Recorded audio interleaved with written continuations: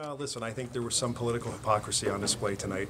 And so when we're talking about the issue of sole sourcing, and we're talking about the cost, and we're talking about how we're going to do something like this, I mean, just look at the Lancaster bomber.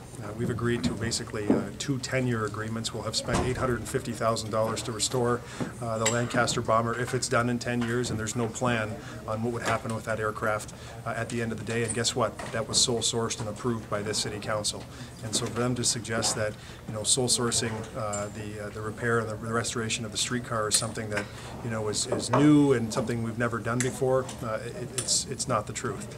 And so this is there are not folks just sitting around who you can move this car to their garage and have them tinker with it for the next 10 years. This is a 25,000-pound vehicle that's 50 feet long. It's quite tall.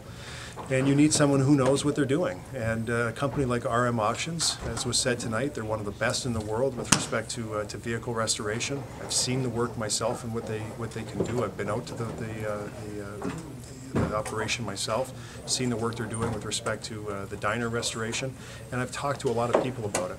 And so because this vehicle is so big, because it's difficult to transport, you don't want to be transporting this multiple times.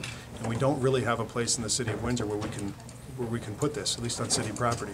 And so they looked at Angelary Lumber. They're saying it won't fit at Angelary Lumber. That's probably the place where we have the best opportunity in terms of a city asset. So listen, at the end of the day, council had a choice. The choice here that they made was, I think, a good one. It's taking a significant piece of Windsor's history.